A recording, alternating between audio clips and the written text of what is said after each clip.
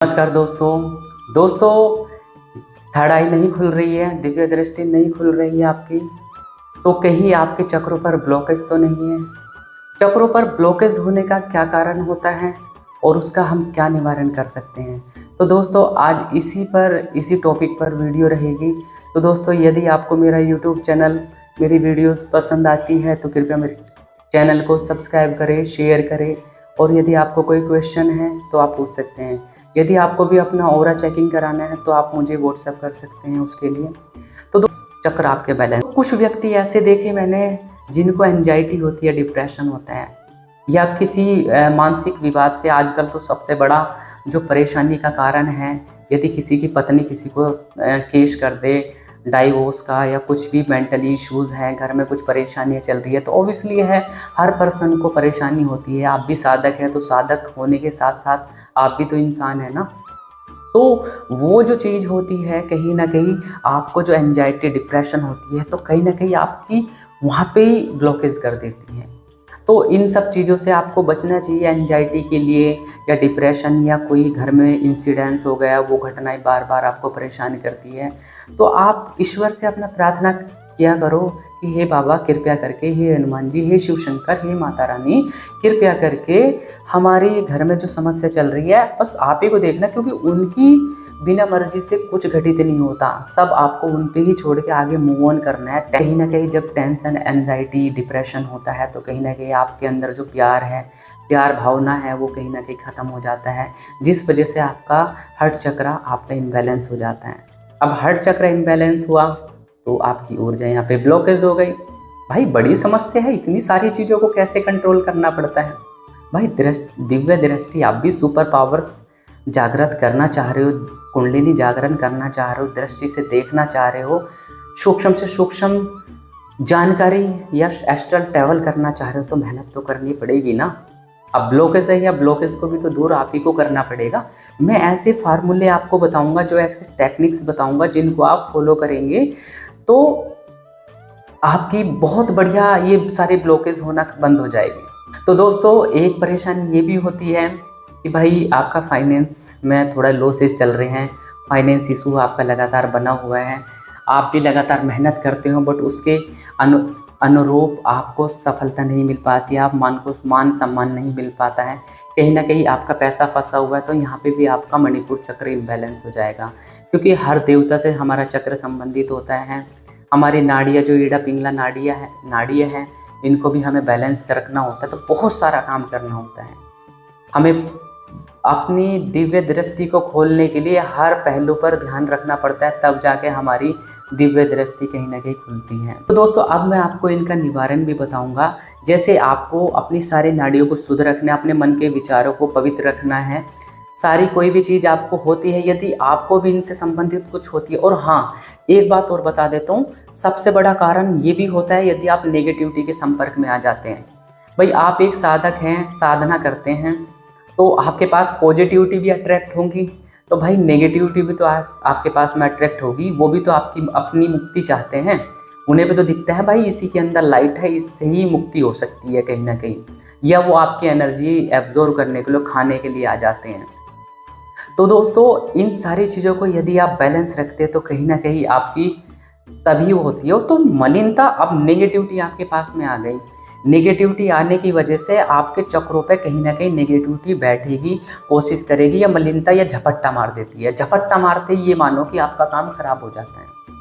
आपका यदि जाप मेडिटेशन करते समय आपका सर उठने के बाद हल्का महसूस नहीं होता है, आपका सर भी भारी रहता है, आपके कंधे भारी रहते हैं, या आपको जॉइंट में पेन रहता है, कमर में दर्द रहता है, हाथों पैरों में कहीं ना कहीं दर्द रहता है, तो कहीं ना कहीं यहाँ पर नकारात्मकता के संकेत है, आपको भी मलिनता लगी हुई है। अभी मैंने एक भाई की चेकिंग करी थी मुंबई से, उसके कम से कम बचपन से काफ़ी समय से वो बिल्कुल भी बैठ नहीं पा रहा था। उसको बैठते मतलब पद्मासन में नहीं बैठ पाता था, ध्यानासन में नहीं बैठ पाता था, वो चेयर का प्रयोग करता था। उसके पैर में दर्द रहता था, घुटनों में दर्द रहता था, कमर में दर्द रहता था, कुल्ले में दर्द रहता था। मैंने सारी चीज़ आइडेंटिफाई करी, आइडेंटिफाई करके उसकी वो मलिनता हटाई, मैंने केवल मलिनता हटाई। अब वो उसके बाद में क्या बोलता है, भैया मेरे को तो चमत्कार हो गया, मेरी तो ये सारी चीज़ें। भाई मैंने कोई चमत्कार नहीं करा, मैंने तो सीधा सा आपकी मलिनता हटा दी। और आज उसको बहुत बढ़िया एक्सपीरियंस है। इवन उसने अपनी एक वीडियो शूट करके मेरे साथ में भेजी है, जल्दी मैं उसको आपके साथ में शेयर करूँगा वीडियो के माध्यम से। तो दोस्तों ऐसा ही होता है, सबसे खतरनाक होती है मलिनता, जो कि मैंने बहुत सारे साधकगण के शरीर में लगी हुई देखी है, चक्रों में बैठी हुई देखी है, और चक्रों को पूरा काले करे हुए मतलब देखते हैं तो उसके शरीर वहाँ पे वो चक्र कहीं ना कहीं ब्लैकनेस में दिखाई देता है। मतलब मैं जब देखता हूँ तो उसके शरीर के अंदर जो चक्रास हैं उनके ऊपर ब्लैकनेस दिखाई देती है। जब मैं उसको छांटता हूँ, मतलब अलग करता हूँ कि उसके अंदर क्या है, तो तब सारी चीज़ें क्लियर हो जाती है। तो कालापन जो आता है वो नेगेटिविटी की वजह से आता है, मलिनता की वजह से आती है। किसी साधकगण के शरीर में नेगेटिविटी है, वो जाप ध्यान करता है तो उसको सबसे ज़्यादा परेशानी होती है, क्योंकि शरीर में नेगेटिविटी पर जाप ध्यान करेगा तो कहीं ना कहीं वो नेगेटिविटी उसके सारे शरीर में बॉडी पेन रखेगी, परेशानी उत्पन्न करेगी। अब दोस्तों बात करते हैं निवारण की। वीडियो काफ़ी मेरे लंबे हो जाते हैं, क्योंकि एक तो धीमे धीमे बोलने की आदत होती है, इतना ज़्यादा बोलने का एक्सपीरियंस नहीं है, फिर भी मैं कोशिश करता हूँ आप सबको शायद अच्छी लगेगी। तो सबसे पहले तो मैं आपको, यदि आपको मलिनता है तो मलिनता का उपाय मैंने पिछली वीडियो में भी आपको बताई है।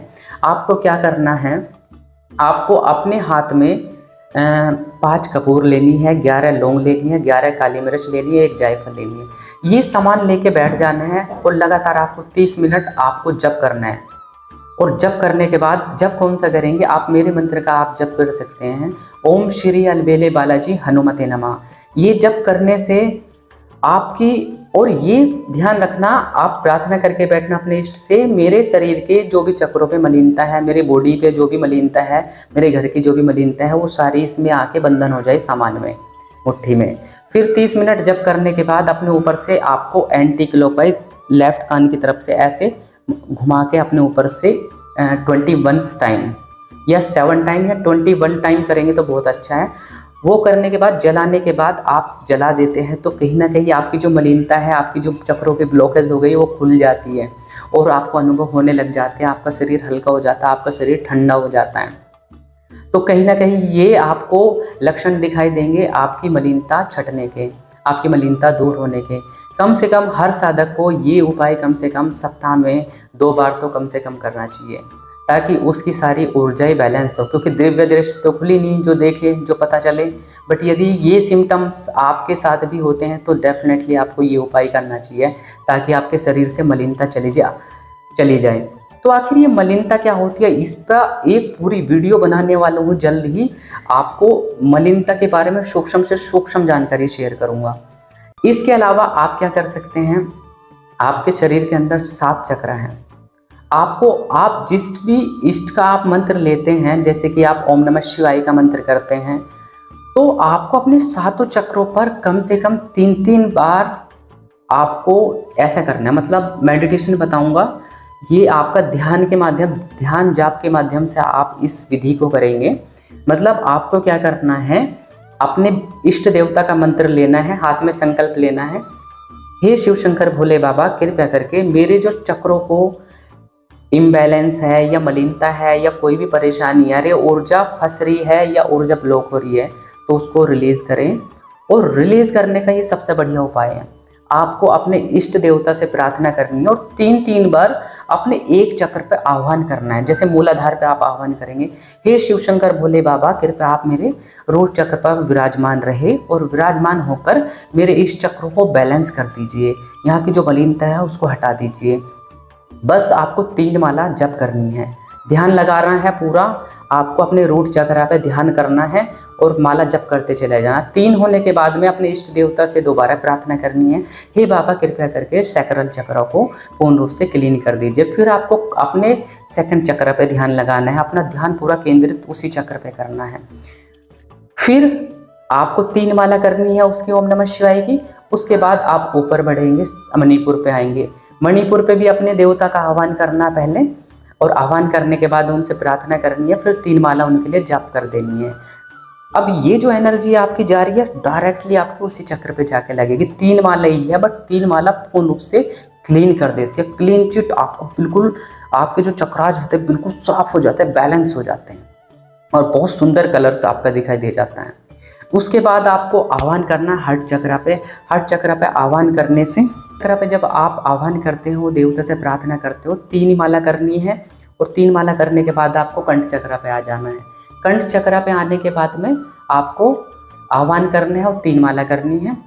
सीधा इसी प्रोसेस को फॉलो करके आपको 7 चक्रों पे इस तरीके से आपको कम से कम 20 या 25 मिनट का समय लगेगा और आपके चक्रों की सारी मलिनता दूर हो जाएगी। आपके चक्र एक लाइन में लग जाएंगे ताकि पूर्ण रूप से ऊर्जा का फ्लो होगा। जब आप ध्यान करेंगे थोड़ा तो सारी चीज़ें, आपकी सारी एनर्जी एकदम से सहस्त्रार कमल दल पे जाएगी। तो ये तरीका होता है अपने चक्रों की मलिनता को दूर करने के लिए और चक्रों को बैलेंस करने के लिए। यदि आपकी भी एनर्जी फंसी हुई है और आपने ये सारे उपाय कर लिए तब भी नहीं होता, तो तब आप एक बार मेरी हेल्प ले सकते हैं। मैं आपको शक्तिपात कर दूंगा, आपकी जो चीज़ें हैं 5 मिनट के अंदर बैलेंस कर दूंगा और कहीं ना कहीं आपको बहुत अच्छे अनुभव होंगे। आपकी तुरंत कुंडलिनी महसूस होगी, आपको अपने ब्लॉकेज है उससे आप आगे बढ़ जाएंगे। ठीक है, तो इस तरीके से आपको करना चाहिए। तो दोस्तों, यदि आपकी भी दिव्य दृष्टि में कोई बाधा आ रही है, आप भी अपनी एक जगह टिक गए हैं, लगातार एक ही कलर से आपको दिखाई दे रहा है और साधना आगे नहीं बढ़ पा रही है, लगातार आपको एक ही कलर से आपको दिखाई दे रहा है और कुछ अनुभव ज़्यादा नहीं हो रहे, तो एक बार आप मेरी अपॉइंटमेंट बुक करके आप एक बार डिस्कशन करें। मैं आपको टाइम दूंगा, क्या क्या वो सूक्ष्म रहस्य है जिसकी वजह से आपकी प्रोग्रेस नहीं हो रही है, तो उसमें मैं आप सभी की हेल्प करूंगा। तो दोस्तों, आपका बहुत प्यार मिल रहा है सभी अपनी। तो दोस्तों, मेरे इस थर्ड आई के सफ़र के साथ में आपका बहुत बहुत तहे दिल से शुक्रिया है। आप मेरे चैनल को बहुत सपोर्ट कर रहे हैं, बहुत शेयर कर रहे हैं। तो